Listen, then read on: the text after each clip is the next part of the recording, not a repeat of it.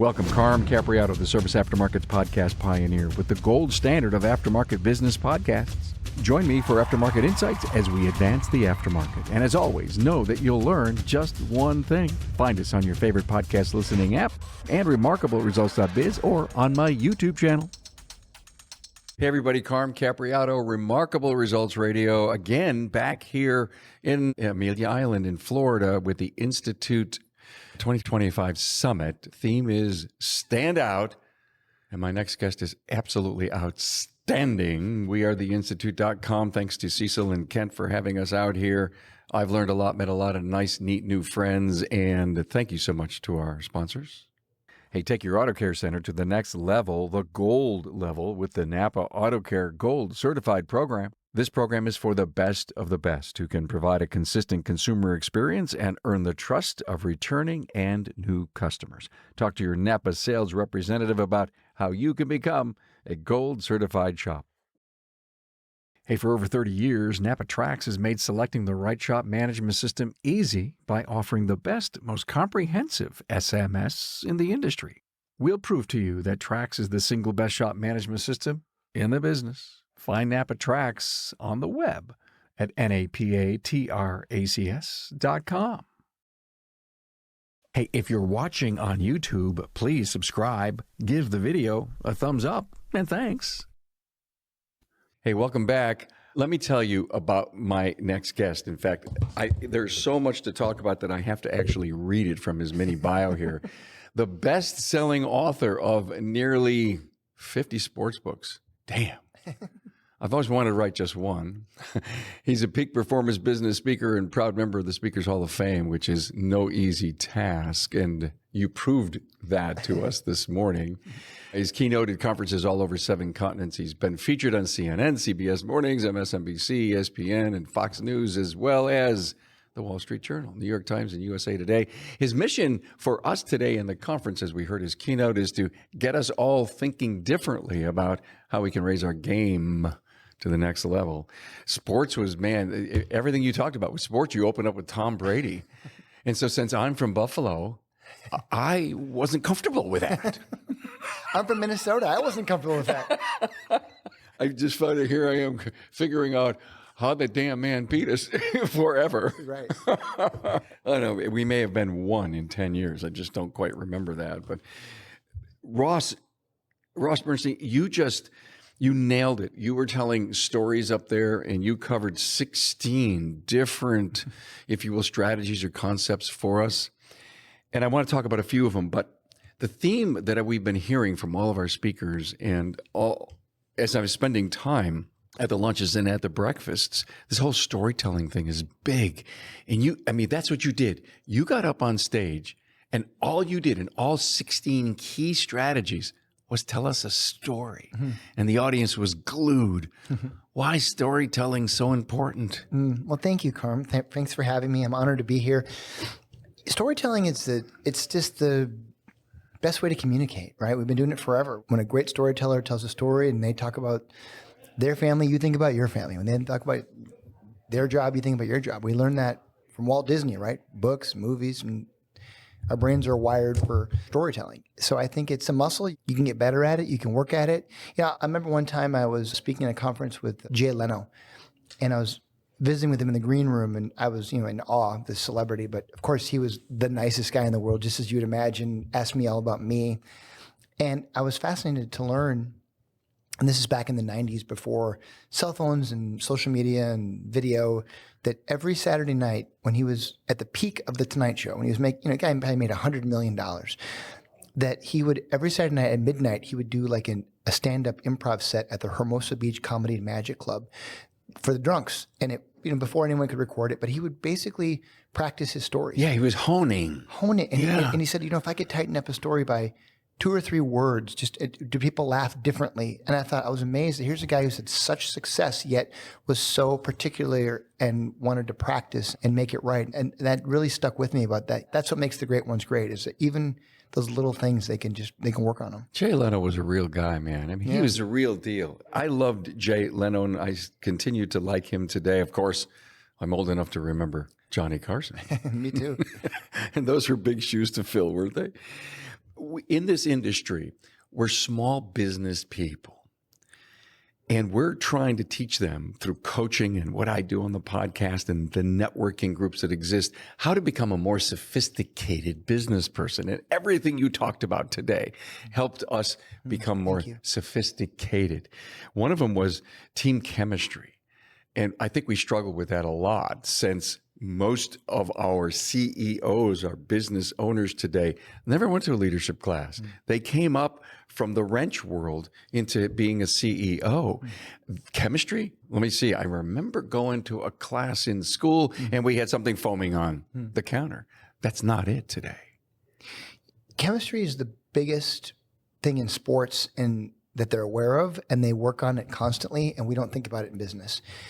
Teams start out the season and they go to training camp in a small town, middle of nowhere, no spouses, no kids, because they need to figure out chemistry. Who they are. Yeah. What do these guys get along? Do they not get along? Who are the team cancers? Who are the bad apples? And this is where, I did a book called Raising Stanley, where I interviewed hundreds of professional hockey players who'd hoisted the Stanley Cup. And I wanted to know why, looking for the trends and the patterns and the commonalities. And I got to know Scotty Bowman, who wrote the foreword for the book. And it was fascinating getting to know this guy. He's the winningest coach in the history of the National Hockey League. He's got 14 Stanley Cup rings. He even named his freaking kid Stanley, which is pretty cool. Now, Stanley's won 3 Stanley Cups. So this kid was destined for greatness. But I remember Scotty talking about the importance of chemistry and about not having the best players, but the right players. And when he was at the Detroit Red Wings, it was a masterclass. He was able to put the right people together. And by the way, the 14 Cups wasn't a dynasty team like the Yankees. It was, he had a repeatable process. He was able to recreate it in St. Louis and Buffalo, Pittsburgh, Montreal, Detroit, and he would put the right people together. So in Detroit, he had one line of all Russians. There was actually a movie about him called The Russian Five. And it's interesting because 3 of them were there originally and they were really good. They scored a ton of goals, but they were wild. They drank a lot of vodka. And so he knew that the only way to get the right chemistry was to get 2 older veterans that these kids looked up to that would listen to him. So he literally went to Moscow and with brown paper sacks of cash, allegedly, and car keys to his fancy car, convinced them to defect, to come to America, play hockey, get him an apartment. And once those old guys got there, these kids shaped up, and it was an incredible line. And then they had another line of all Swedes. And see, Scotty understood that when you put friends together, high school teammates, college teammates, they had fun. They'd fight for each other. They'd enjoy assists more than goals because that guy's buying beer. So he was able to do more with less. He didn't have the best players. He had the right players and the right chemistry. And it's cliche, the long to hire, quick to fire, but it's so true. If there's a team cancer, if there's a bad apple, if someone's maybe not necessarily performing, but if they're bad for team chemistry, they got to go. And that's why I talk about a lot of guys who are like clubhouse guys, the veterans. Yeah. They're the ones that keep the peace. They're the ones that let the managers know, hey, these guys don't get along. There's going to be conflict. You got to trade one of them. You got to do something. If the chemistry is off, the team will never win. And you can win in sports. You don't have to have the best players. As long as you get the right chemistry and players love each other. Whenever teams win Super Bowls, you watch this. After the Super Bowl, when they interview people, they're going to say we were like family. Yeah. We all got along. Right. Everyone want to go out to dinner together. And teams that lose, there's drama, conflict, egos. So it's a fascinating thing. How do we build chemistry? I mean, obviously, we need to be creative, like Scotty was, and think, if you will, outside of the box. And we have to bring our intuition to the world we live in. We have to observe, we have to listen, we have to see if we've got high fives going on, if we have people supporting each other inside of our service. You can also incentivize your people to bring in their friends. I have companies that will do that, right? They'll give you a signing bonus if you bring in a friend. Yeah. It's hard enough to get kids into the trades these days, right? Yeah. Oh, yeah. I worked for a cool company one time. I speak at about 130 conferences per year, and they're all different industries. I do a lot of work in the automotive space, a lot of different touch points, but I do every industry. And I had a gig one time at this precision manufacturing conference. And before I came in, I was doing some homework, and I went and met with this company, and they make these little like springs and stamps, like little tiny, but they have to be within like a millionth of a micron of an inch, or they because they go into like airplane doors and cell phones. So they got to be perfect. If there's any problem, lawsuits, it takes a year to apprentice on this machine just to make these tiny parts. And it's monotonous and boring. It's not sexy. And this company was going to die because they had all these old people that were aging out. They're all retiring, and they had no pipeline of young talent. So they had to take some drastic measures. So they went out and they acquired this local community college, which had been disrupted by online university. So they had closed, and they were part of this other college, but there was an empty building, so they bought it. And they invested. They put some of those machines in there, and they kind of cleaned them up, made them look good. But then they added in some video games, a bar, a little kitchen. And then they got very strategic about recruiting who they thought might be good at operating these machines. So they went for kids who were wanting to get into the trades, farm kids, motorheads, military kids, whoever they thought, and they'd bring them in, and then they brought back some of their older retirees, and they trained them, and it was this really fun environment. They had music playing. It was very different than the traditional setting. And a couple of things happened. Number one, the kids had fun, and as soon as they liked it, they'd say, hey, we'll pay off your student loan at this trade school we've created just for these machines, and we'll incentivize you if you bring in some of your buddies. So they did. And it created this pipeline. So 3 things happened. Number one, they had a whole pipeline of new talent, of kids who wanted to be there. Number 2, they created a new culture. The chemistry of the culture changed, and the old people wanted to come back to work. They said, hey, now it's fun. You got this new energy, there's music, it's like people are going out after work, and people liked each other, and it wasn't just a job, it was more of a career, and it was fun. And number 3, the college that they had partnered with had 100% job placement. So it was a win-win-win, and that college was promoting them and encouraging. And so that's the thing, like you've got to be able to find talent these days and acquire. There's 2 ways to get talent. You draft it, like in sports, you develop it, or you acquire it, which is making a trade, and you got to buy someone. If you need a new CFO or shop manager, it's going to cost you a lot. But then there's this gray area of finding those sort of emerging leaders, those diamonds in the rough, or you recruit kids who you think would come in and you make it fun. So I'm always fascinated. I don't tell people how to do it. I'm not the hero of my story. I just share other stories about people and say, maybe this would work for you. You're challenging our think. I love what you just said, and I wrote down the words work, family, and then I wrote down reinvent the family. It doesn't mean that we can't have the most spotless employee kitchen, a clean refrigerator where all the food's been there for over a week or 2. I mean, just as good of a coffee selection as we have for our customers out front. And that's kind of been a discussion trend lately, is to work on the inside as much as we work on the outside. Since this whole thing was sports themed, and I've always compared what we do to the medical field to a certain degree because of the knowledge that people have to have and the specialties they have to have, which is really kind of slamming us as an industry. But there were so many sports analogies. And what I thought, when I heard you talk about Playbook, it's on the Apple iPad and they've got a playbook. I started to think about the playbook for our people is the career path we outline for them and the tools that we provide them and the functionality of solving problems for our people. Talk to me about the power of the playbook in sports. Yeah, it's interesting. In that module, I was talking about Tom Brady and all the specialized coaching that he would receive and spent extra money for. Now kids are using data, predictive analytics, artificial intelligence, algorithms, and they measure everything. There's a saying in sports, the film don't lie. So they record everything, and there's no arguing that way because a coach walks out in the huddle and says, they don't ask what happened. I don't want your interpretation of what you think happened. They just show the video because the film don't lie. So they record everything and then they discuss it and then they hold them accountable. And it's pretty fascinating, but each player has a custom playbook. So they load it up with data and film. And if they're recovering from a knee injury, they want to know certain KPIs and metrics. How's it feeling? How many miles did you run today? How about yesterday, last week, last month, last year? What's your core body temperature? What's your blood pressure? I mean, what are you measuring? You can't get better if you don't measure it. So they measure everything and they want to know, is it a positive or negative measurement? Like, is it good, bad? Because they don't want to get better in a big way. They want to get better in a little way. Every day they want to get a little bit better. And they know there's going to be setbacks, injuries. There's going to be confidence issues. So they want to get better and they want to help build their confidence and get better. So video and data is the sort of the key to that. But then having, instead of just a playbook that is, tired and old and outdated the second it comes out, they have a an iPad that they can upload with new information of things you want to watch. And then they can hold them accountable. Did you watch these videos? It'll tell them. Did you watch it? Yes. How many times? Did you watch it in slow motion? What did you look for? What did you learn? And then they practice over and over, and they hold them accountable. And if you don't practice and do these things, you're on the bench, or we're going to trade you or cut you. So we don't do that in business. We don't practice making phone calls. We don't teach our young people how to work with the customer. We just say, nope, I fixed it, right? Well, you got to train them. It's like storytelling. You got to practice. Like sometimes my daughter, who's a wonderful storyteller, will tell this long. I'm like, honey, land the plane. Get to the point.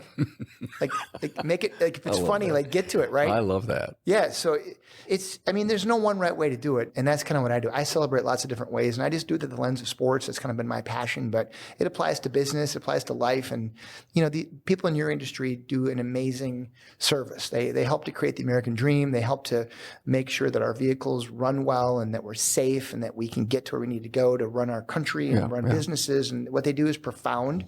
And, I love studying the top producers, like what makes the great ones great and why, right? Like Tom Brady, like love him or hate him. I mean, the guy's the winningest ever. And it's not just getting to the top, it's staying at the top. It's that dynasty mentality. How do you continually deliver extraordinary customer experience? How do you continually hire and recruit and train young Gen Z talent that wants to work with you and stay with you? How do you continually come up with new innovative ways to solve problems? This is what great companies do. Yeah. Last week I worked for Kraft Heinz, for a huge sales group of people that sell ketchup and condiments and Philadelphia cheese. And I'm like thinking like, man, what, these guys sell ketchup packets, but no, they make the fun, right? Like French fries aren't fun without Heinz ketchup. Bingo. and I'm like, it was just awesome. And they have so much fun. And some they sell to mom and pop stores where they just got the old bottles of ketchup. And they even changed that. Because remember in the old days, they would have a bottle of ketchup that was like a quarter empty and it was all kind of slimy in there. And you're like, ugh, I don't want that. So they created these plastic bottles that are the identical color red. I don't know if you've seen like a Heinz bottle. It won all these awards for packaging. It was really remarkable. And they can't fill them up. They make it so the cap, if you take the cap off, it breaks. You can't use it. It's one use. But it always looks full. And it has a flip top. Yeah, it does, but you can't refill it. Like once you unscrew it, it's toast. But some sell packets, some sell those flip tops, and they put them on the tables. And they got those little baskets on the table. Some sell industrial, like McDonald's, where they buy them, where you pump it out at a pumping station. So I'm learning. That's the thing. I learn every day about new products, new companies, so for one day I'm an expert in ketchup, right? So it's fascinating. EVs and other high voltage vehicles are changing the automotive landscape. Is your shop ready? With more than 16% of these light-duty vehicles on the road, you will have many opportunities to service them, but you must do safely and properly. Get your shop trained and equipped to service hybrid and EV vehicles with Napa Autotech's innovative EV-ready Level 1 high-voltage awareness and maintenance training. This 4-day program is held in a fully functioning EV repair facility with all the latest high-tech equipment and technology needed to train your technicians to go from an EV maintenance tech to an EV battery service tech after completing the entire program. This 4-day program is held in a fully functioning EV repair facility with all the latest high-tech equipment and technology needed to train your technicians to go from an EV maintenance tech to an EV battery service tech after completing the entire program. Each topic starts with intensive classroom training followed by in-depth hands-on practice, and students are tested on the knowledge they gained in the classroom. Technicians will learn on various hybrid and EV vehicles such as Tesla, Toyota, GM, Ford, Hyundai, and Nissan. This will allow them to make educated decisions on equipment needed in their own shop to perform repairs. This course is on site at the Napa Automotive Research Center in Canton, Ohio. Attendance requires ASE 6 certification, EPA ASE 609 certification, and at least 5 years of shop experience. The total cost is only $4,000 per attendee, which includes the 4-day course, hotel, breakfast, lunch, and the PPE needed to perform the services. Now, if you're a Gold Certified Auto Care, you can use your Gold marketing funds to offset the cost. Hey, don't miss out on this invaluable opportunity to advance your team's skills and ensure your shop is EV ready. Contact the Napa Training Service Center at 800-292-6428 to secure your spot. Hey, let's face it. Your shop management system is the single most important tool in your shop, period. Napa Trax has made selecting the right shop management system easy by offering the industry's best, most comprehensive SMS. Now, it all starts when a local representative meets with you to learn about your business and how you need to run it. After all, it's your shop, so it's your choice. And having local representation is a huge plus. Customizing tracks to your business, whether you're a one-person shop or a large multi-bay or multi-location company, a representative consults with you to help optimize your shop's workflow, efficiency, and profitability. Trax always has the flexibility to do business how you need to do it, which means it can also grow as your business grows. And unlike the other guys, we'll be there for you after installation with the best training and support in the business. Yes, a learning management system tailored to each role in your company. Simply put, Trax was designed and built for shop owners just like you. Visit us on the web at NapaTrax, that's NapaTracs.com. Ross, I'm an expert in ketchup. Can I tell my story? Carm, the condiment king. I love it. Can I tell you my story? I come back from Apex, get off the plane, meet Ann. We go out with our friends because every Friday night we go out with friends. We're sitting, there's like 8 of us at a table, and the food comes out, and there were French fries on my plate. So right in front of me, I reach for the ketchup bottle. It's one of those exact bottles you just described. And I brought it near me, and I flipped the top. It exploded. Oh, no. It was, I'm wearing a white shirt, sport coat, the whole, it's all over me. Oh, no. It's all over my friend to the left. It's over my friend to the right. Oh, no. And we're all scurrying for more napkins, water, spray bottle, the whole thing. I am glassed ketchup. It exploded. And what I want to know, and I've never really found out, maybe you can tell me, what happens? I mean, did it ferment? Why was that thing explosive? I better call Kraft. Maybe it was Hunt's. Maybe it wasn't their bottle. Let's say it was a competitor. Right? No, and I don't mean to bring up a brand. I just mean to bring up what happens to ketchup bottles that explode. I have no idea. We've all been there, right? Thank you. I've never told that story on my podcast. I think this is the first time. Okay, thank you. You land the ketchup story for me. You mentioned the word practice just a few minutes ago. And in our industry, this continuing education that we have to be involved with, CEO leadership training, service advisor training, and all the technology that goes on in the bays, we go out and educate. But if we don't come back and practice what we learned, we lose it. Yeah. And, you know, this business, it's such a mom and pop business at its core. Like everyone who gets in. Maybe they started as a mom and pop, but today we're much more sophisticated. But they know the business, right? It's not like you just bought it and you're hiring people to run it. And people in this business are passionate about the business. Anyone our age certainly knows how to change a tire, change oil, work on the carburetor. Like there's no such thing anymore. No such thing. But the OGs, they all know that stuff. I know what you mean. Yeah. And it's a different world. But I think that's what's cool about this industry, though, is that people are passionate about it. It's like I do a lot of work in the hospitality industry. I work with some of the biggest hotel and restaurant brands. And anytime you interview a restaurant manager who's been around for a little while, they all started out as a barback, a waiter, a waitress, a dishwasher, and they work their way up, assistant manager, swing manager. By the time they get to a manager or a franchisee, they know every touch point of the business. And that's the thing that's cool about your industry is that people know, like the CEOs of these companies, the owners, the shop owners, they know. They've been there. They've been in those bays, right?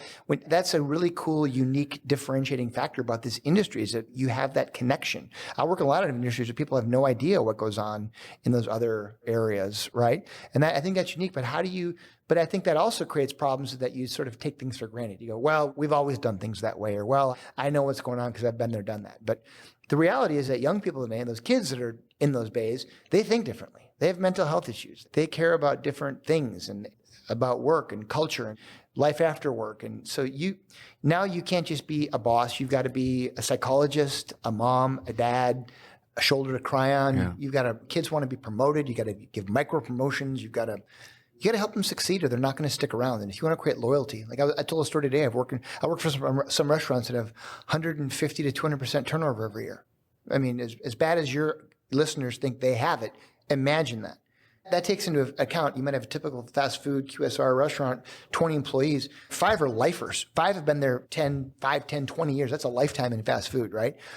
But then you take the other end of the spectrum. They've been there 5 minutes, or they said, you know what, on the way over to the interview, the other guys, Arby's, offered me $0.05 an hour more, so I'm going to go there. So you're constant. Someone shows up day one, you train them, they quit. So if they quit, that means you're coming in on Sunday, right? Yeah. So to create loyalty, to create that culture, that environment is such a key factor. And that's where being a great leader, being a good storyteller, listening, those are all that's the secret sauce. I hear you, man. You said something, I think almost near the end of your speech today about a day, a week, and a year. And I think you said, you know how quickly a day and a week goes by? No, you know how a day and a... I'll give you, it's an old proverb. It's not from me, but it's days and weeks and months drag on, Right. but years fly by. Yeah. And that's, if you've got kids, then that connects with you. Yeah, I know exactly. And so I want to jump into the word focus right now, because sometimes we just don't give our all to understanding what we want to do. I know you talked about goals and purpose and why. It's been big at this conference. It's big, I think, for all of us in life to do this. But focus, I think, is something that's pulling us away from really accomplishing our goals and our whys. How do we get some of the distractions away from us, Ross? How? It's a different world. Social media, cell phones, I mean, they're just a part of that world now. So you're going to have to... We learn to live with it. Whenever I had a 2-hour speech today with a room full of people that were tired, hungover, many of them. And basically, I look at them, they look at me, and a lot of times I'll see someone basically with their phone and like this, and they're looking at me like, okay, monkey boy, dance. Because if you suck, if I'm not interested, I'll be here for the next 2 hours. I don't need you. I need to be better than Instagram and Facebook. Whoa. If I can capture the audience, and that's a superpower, it's a weird one, because I don't take a breath for 2 hours and I'm up there. It's a pretty weird thing. But I'll tell you what, as I looked around the audience today, several hundred people, there were a couple people that were sound asleep. And I'll tell you what, I think that's awesome, because that's their time. My gift to them is time. And you never know what someone's going through in their life. I had a guy one time that was sleeping during my program, and I said, I didn't, afterwards he came up to talk to me. He said, I want you to know I lost my mom this morning. And I just wanted to listen, and then I wanted to zone out. And I just didn't want to be there. Hey, I was really tired because my wife has cancer. And I'm like, man, you don't know what people are going through. Everyone has a story. Everyone has a story. And if I could give them the gift of just giving them a little time to catch up and get recharged. I mean, that's the thing at this conference. We're not on Zoom. We're not just like zooming in to be because we had to, or because it's like they chose to invest to come here. They're not working in the business. They're working on the business. Oh. And they're present and they're here, and they can take a part of whatever. They're not required to be here. The boss is going to fire them if they don't come to the keynote session, but they wanted to be there. And my job is to entertain and educate them and inspire them and hopefully challenge them to think differently. But you never know what someone's going through. So I think you need to be better than Facebook and Instagram. That's just the bottom line. And you need to be more interesting, and you need to have a fun work culture, and you need to be able to have let them let their hair down, take them out, go out, make it fun for them, gamify it, make everything a game, right? That's what great sales organizations do, is they gamify everything. So they say, hey, if you do this, you win this. And people want to win. They want to win, whatever it is. So if you're not gamifying it, making it fun so they can incentivize them, they're not going to stick around. Is it a generational thing for gamify? 100%. Yeah, is it? But you see, like, I'll tell you what, I'm on flights every day. Lots of old dudes and gals gaming on their phones. They're playing video games. Everything's everything. How many that little rush of dopamine, right? Whatever it is. But I see people gambling, sports gambling. They're playing roulette, 21. People they want to be entertained. It's a different way we entertain ourselves. Do we talk to each other anymore? Well, that's what these conferences are for, right? I mean, that's what's so good about and that's, during COVID, I lost my humanity, right? Like March 21, 2020, my whole world ended. Like my first client canceled, and then every client canceled. And I didn't know if I'd ever work again. And we started being on Zoom. And first people were like, oh, this is great. I'll never have to go to work again. And then 6 months in, we're like, Zoom sucks. Like, I want to be with people. Yeah. And I remember being that first conference where we were together and we were social distancing. We had masks on. We had wristbands. Remember, red means don't come near me. Yellow means I'm okay. Blue, you can hug me. I remember. And it was these new rules and the PPP and all these things. But I remember that's when it made me think, like, that's what's so cool about this. When you come to a conference, it's not about the conference. It's about having a steak and a beer and a glass of wine and shaking hands and making new friends and connecting on LinkedIn, and hey man, I can't wait to see you next year, and hey, we should do a mastermind, we should talk, like we should go offline and we could share leads, and hey, I got a guy, he's got a special vehicle, maybe you'd be great for this, or can I borrow one of your pieces of equipment or whatever. Like, that's what this is about. Yep. It's collaboration, it's coming together, right? You can't do that on Zoom. Completely agree. I think you summed up what's important in today's world that we're not going to learn this sitting on our ass. We're not going to learn this scrolling mindlessly on our phones. And we're not going to learn anything about being better, getting out of our struggle. And I'm sorry to my listener because you hear me talk about struggle a lot. And, today we talked a little bit with some of our interviews here. The survivorship is the connection that I've made actually in the last interview that I did, that if you're struggling and you don't care to survive, then continue to struggle. I have nothing more to do, say, or help you with. But if you do want to survive, what we do on our podcast has a lot of the answers, and or coming to events like this here, the Summit at 2025 from the Institute. So thank you for bringing that up and forcing that into my listener's mind. You talked about being humble. And I think for the most part, many in our industry are, because we just came up in we got where we got, not by being, I think, boisterous and big and loud. We just came back because we took care of people. They came in because they loved us. But now I've got to run a sustainable, profitable business. And I think to a point we can be humble, but I think we also have to embrace that we've got to make really tough decisions. If I'm a super humble person, can I really empower my people? 100%. I just met Cecil, who started this whole thing, and you're not going to meet a more humble dude than Cecil. I know. mean, he's just salt of the earth as it gets, right? And that's the thing. I sort of celebrate athletes who they've act like they've been there before, right? They don't spike the ball. They don't dance. They don't. Yeah, you told the Walter Payton story, and that's where this whole humble thing came from. And we like doing business with people like that. I mean, look, there's other people. I mean, look, we're in an era of Trumpism where it's like that's the anti-humble, right? I mean, and you look at Muhammad Ali. Muhammad Ali wasn't humble. He was one of the most cocky athletes. He had swagger, chutzpah, charisma, call it what you want. But I'll tell you what. There's lots of different ways to do business. And Ali used to say he'd won half his matches well before he ever stepped into the ring. When you're that confident, and you know what? If I'm going up against some guy for a big piece of corporate business, and now the way to be humble is people just know, like, man, those guys, they have the best service. They got the best waiting room. They take care of you. They just shower you they take little videos and call you, and they don't nickel and dime you, and they're not going to try and, screw your insurance company for extra money or whatever. They're going to take care of you. And like, that's the new cocky, right? That's the new way of being like, you just kill them with kindness and service. And that's the new thing now. I've talked to the industry about hiring a CXO for their small business, and they look at me like I'm really strange. The client experience officer. Mm-hmm. Our businesses are too small to even think of doing it. But the answer is we all have to be the CXO. Well, I think you can do it now with social. So cool. So I talk a lot about philanthropy. I've got a charitable foundation and I'm involved in a lot of charities.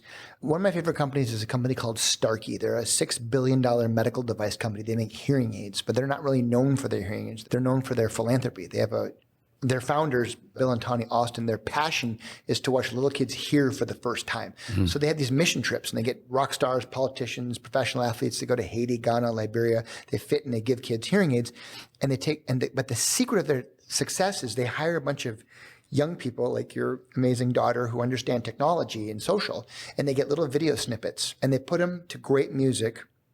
And they put them on TikTok and Snapchat and Instagram and YouTube, and they go viral. And it's these little kids hearing it, and they go viral. And then every year they've got a gala. We get to go. They raise at least $10 million every year. It's a Hollywood A-list event. They fly in because they just love this company. I get to speak at their expo every other year. I'm a mini keynote in between President Bush and President Clinton. Got it. Talk about bipartisanship. Okay. But this company, in a completely commoditized industry of hearing aids, has completely differentiated themselves and, quite frankly, kicked butt to their philanthropy. They're not the low-cost leader. They're not the Walmart of hearing aids. In fact, they're the opposite. They're the most expensive.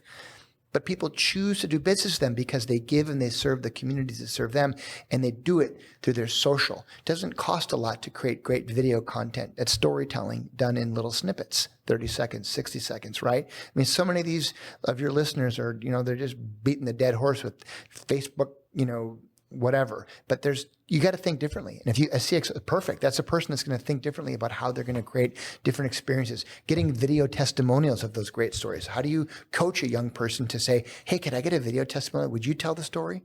Because if the customer tells, like I work for a very similar group like this in the HVAC space. These are coaches like the Institute where they coach mom and pop owners, plumbers, all these different things. And they do a very similar thing because it's a very similar industry as like your listeners.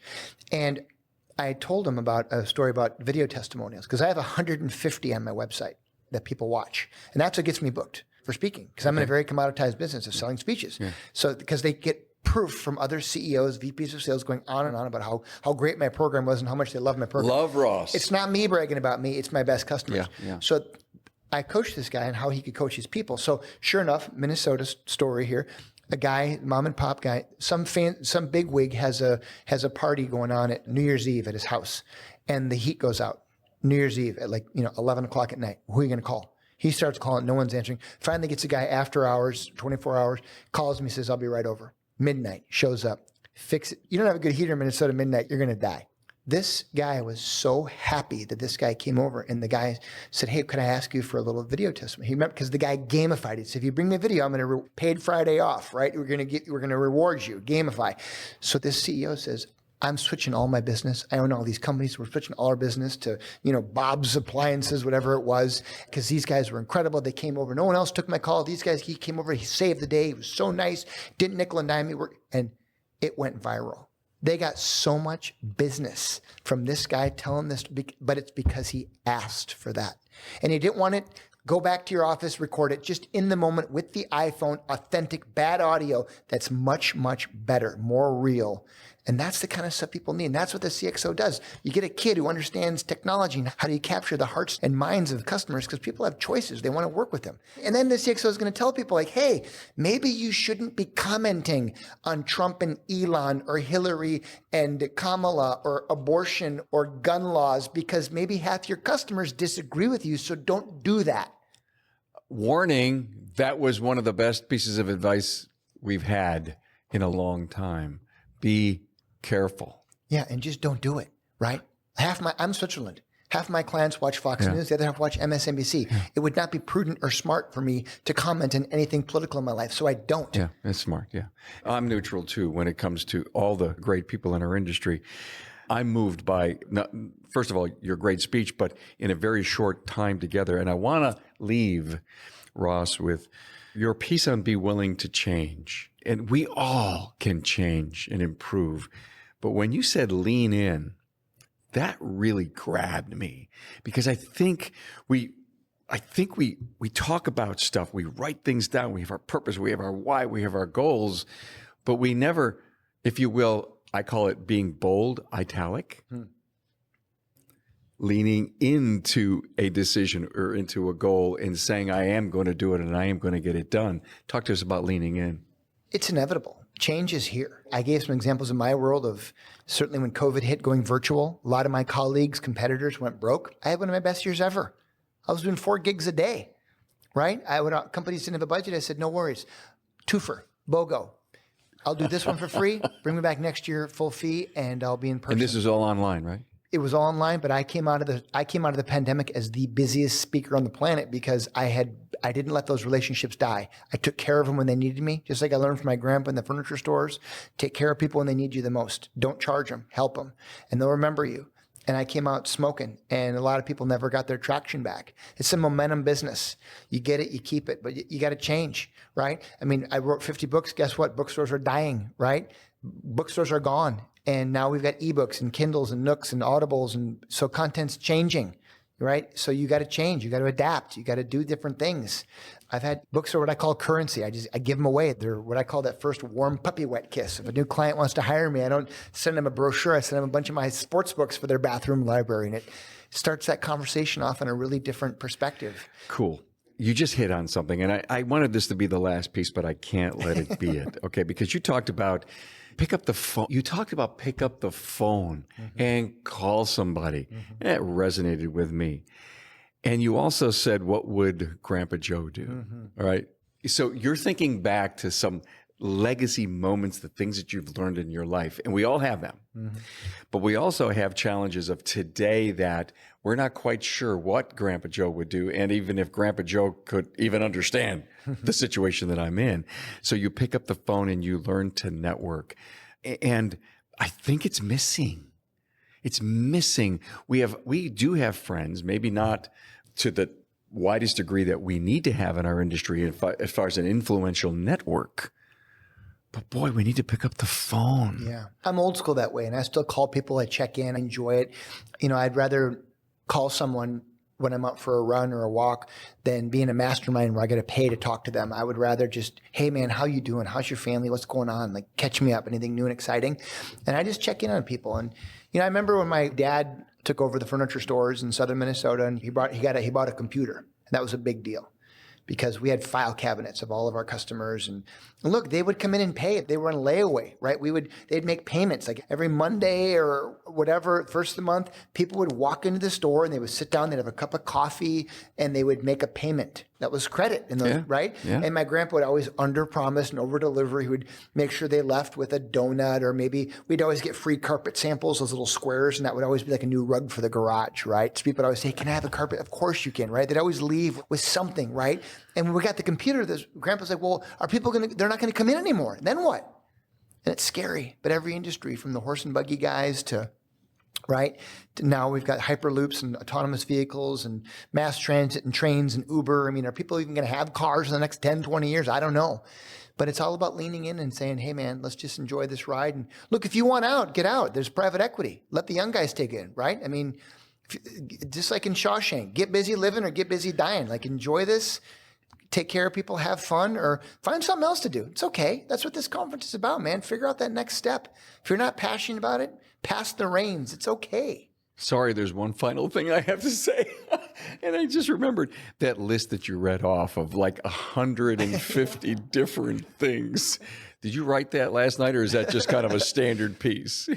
I have no comment. I customize it for every group. I bet you do, because we heard, of course, so much that it had relevancy to us. My client yesterday was Ameriprise Financial Services.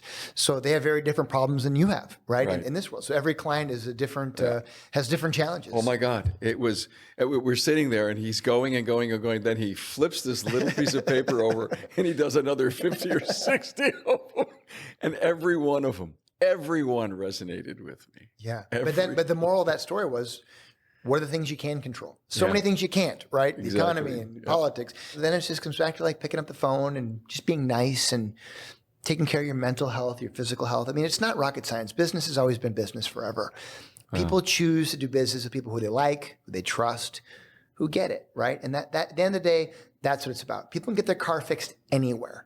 Why would they choose to get their car fixed or repaired with you? That's the secret. And that's what you do. You educate your listeners. You're a proponent, a cheerleader for the industry. You're helping them solve problems, creating new ideas, ways to think. And so I just feel really lucky I got to spend a day and be an expert in this world. But I love meeting guys like you and your daughter. And thanks. You're all about helping. Thanks for hanging out with us. This is great. Ross Bernstein, an author, former mascot. That's true. Oh my God. Former rodent.